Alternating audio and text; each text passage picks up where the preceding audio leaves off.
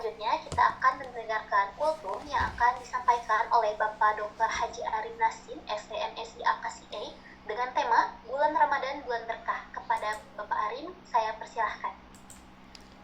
Ya, terima kasih Vira.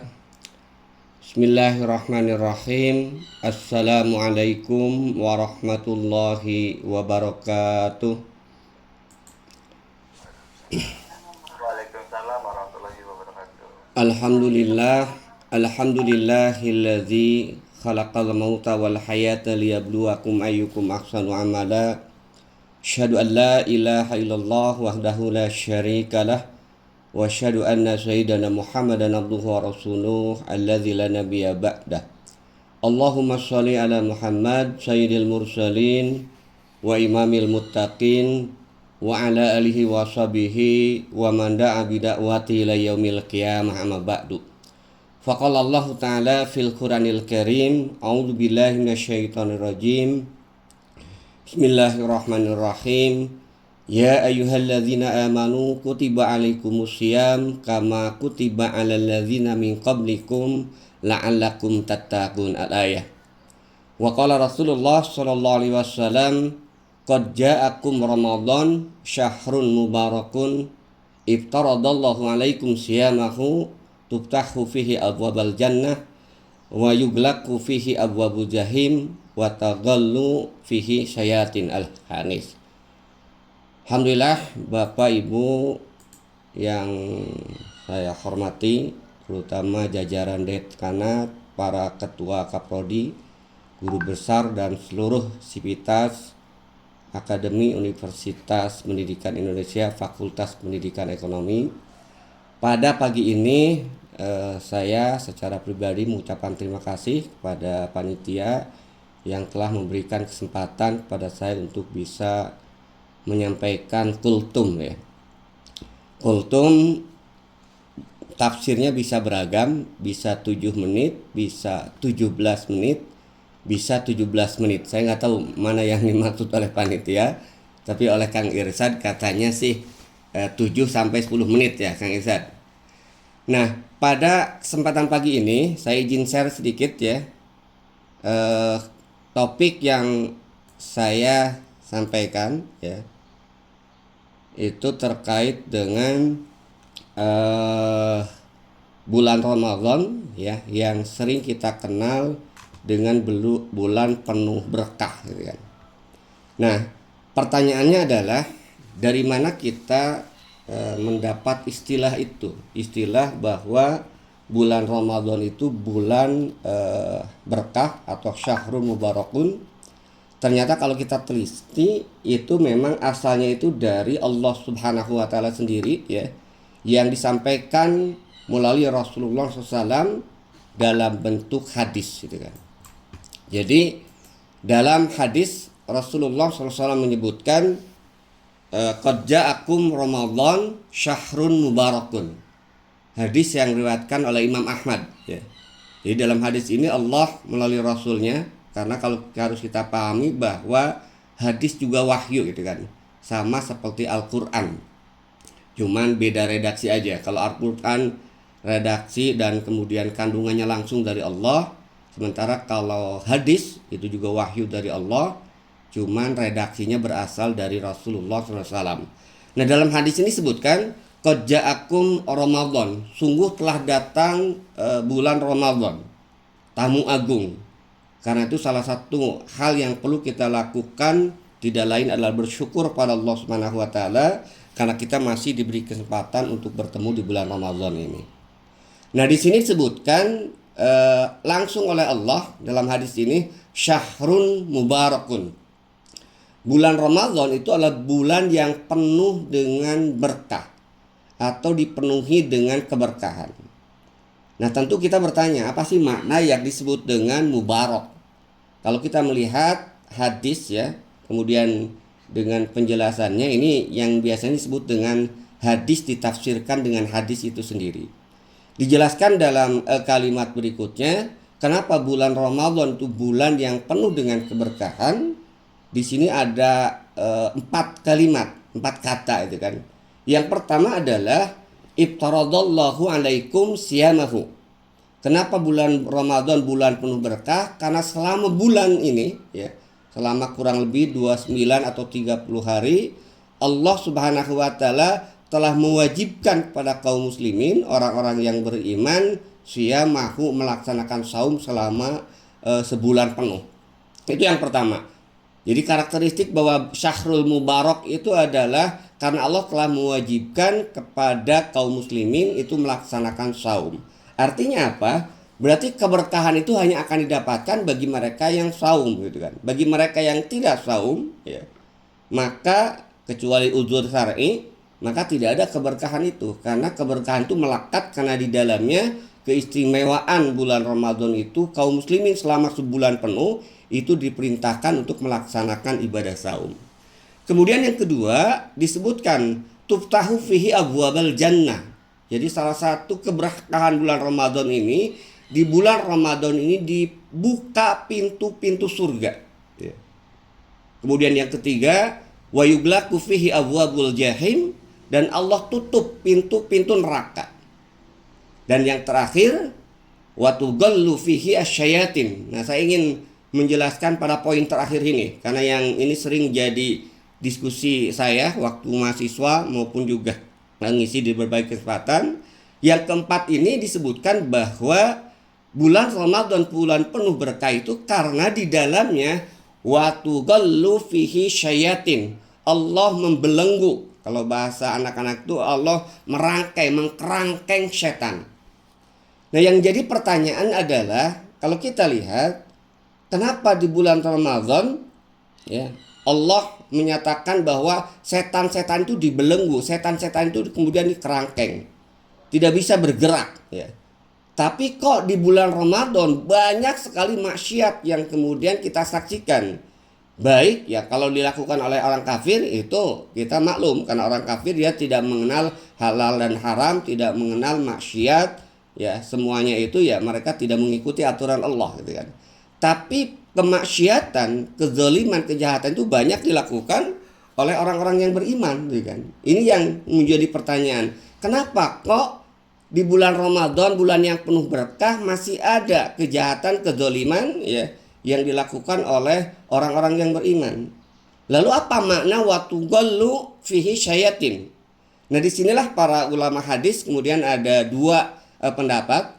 Yang pertama ada yang mengatakan memahami wa tughallu syayatin itu adalah makna majazi. Makna majazi itu kiasan dari arti kenapa Ramadan itu kemudian setan terbelenggu. Nah, kaitannya tadi di awal bahwa di bulan Ramadan umat Islam itu kemudian saum, melaksanakan saum, dan saum itu adalah salah satu hikmahnya kita bisa mengendalikan hawa nafsu dan mengendalikan kejahatan.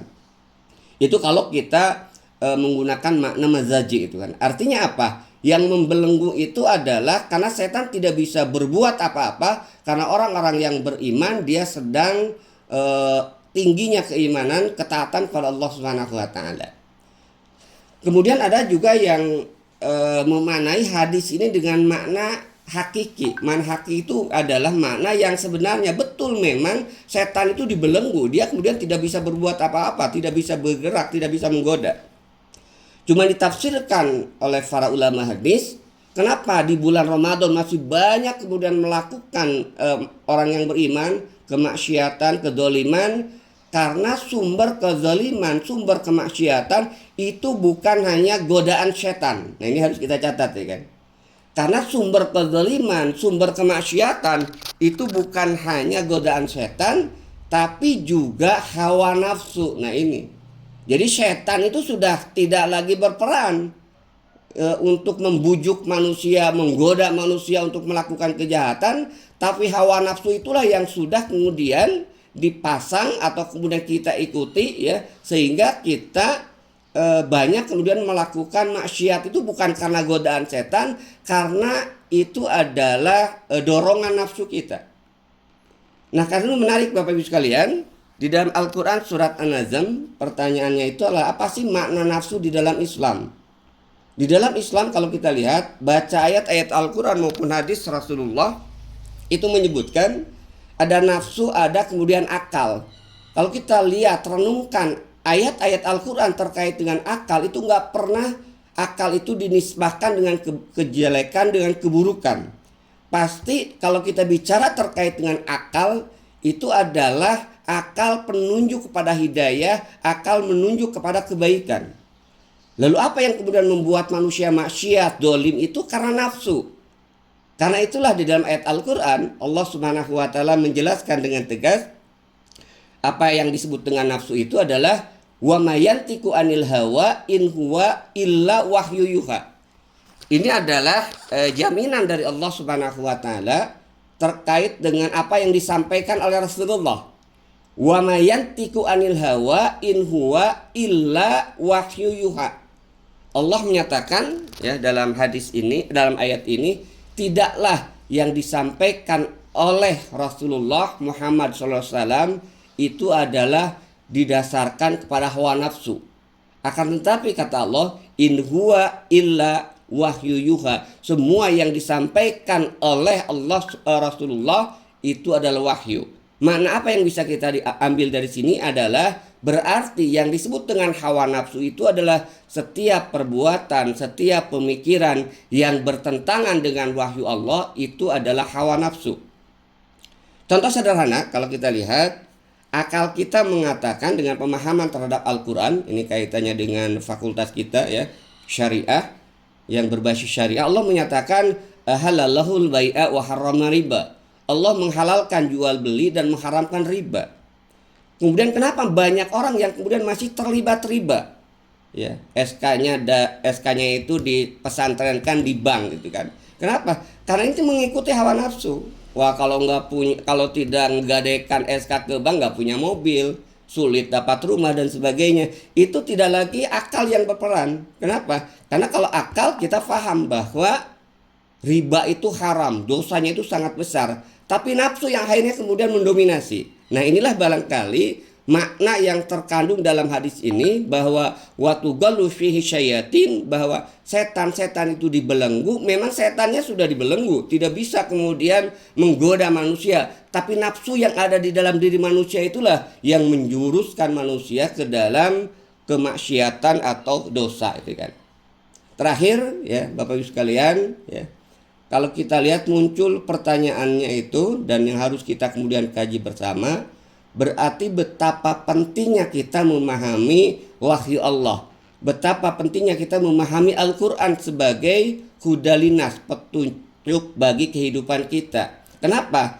Karena Al-Quran inilah aturan-aturan yang terkandung di dalamnya yang akan tadi mengarahkan kehidupan kita sesuai dengan perintah dan larangan Allah Subhanahu wa taala. Banyak orang yang berbuat kezaliman, banyak orang yang berbuat maksiat bukan semata-mata karena godaan setan, bukan semata-mata karena kemudian faktor yang lain, tapi bisa jadi karena kebodohan, ketidaktahuan. Maka sering saya sampaikan, Bapak Ibu sekalian, kita sering mengatakan bahwa kalau kita ragu terhadap satu perkara, maka tanya kepada hati nurani kita. Itu pernyataan yang gak tepat. Kenapa? Karena hati nurani tidak bisa menentukan kebenaran. Yang menentukan kebenaran itu adalah Al-Quran dan hadis. Nah kalau kita tanya ke nurani kita, sementara nurani kita tidak tahu halal dan haram, maka kita tidak akan pernah gelisah. Sering saya contohkan sebagai penutup ya, yang ini paling sederhana aja gitu kan. Ketika kita tidak tahu bahwa berdua-duaan di mobil misalnya antara laki-laki dan perempuan yang bukan mahram, hati kita tidak akan pernah gelisah. Kenapa? Karena itu menganggap hal biasa. Tapi kalau kita paham, mengerti bahwa berdua-duaan laki-laki dan perempuan di mobil pribadi itu adalah sesuatu yang diharamkan karena ikhtilat, maka ketika kita melakukan itu, baru nurani kita akan kemudian berontak. Kenapa? Karena tahu itu adalah maksiat di hadapan Allah Subhanahu wa taala. Tapi kalau kita tidak paham itu maksiat, maka kita akan tenang-tenang saja. Kenapa? Ya karena kita tidak merasa itulah maksiat. Karena itu penting di sini adalah kita mengkaji Al-Quran, hadis Rasulullah untuk memahami bahwa semua hidup itu ya ada panduannya, ada aturannya. Kenapa? Karena kita sudah nisbahkan bahwa kita semata-mata hidup ini dalam rangka ibadah pada Allah Subhanahu wa taala. Baik, itu saja barangkali yang bisa sampaikan Bapak Ibu sekalian di kesempatan pagi ini.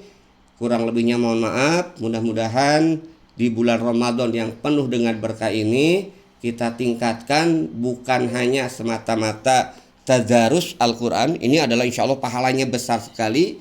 Tapi alhamdulillah selain kita juga melakukan tadarus, kita ada kultum dan ini harus kemudian dijaga karena dengan kultum ini semakin menambah pemahaman kita baik terhadap ayat-ayat Al-Quran maupun hadis Rasulullah, dan itu nanti akan menjadi standar kita dalam perbuatan untuk kita pahami halal dan haram terkait dengan perilaku yang kita lakukan. Itu barangkali ya. Terima kasih atas kesempatannya. Mohon maaf kalau ada kelebihan. Billahi sabilil haq.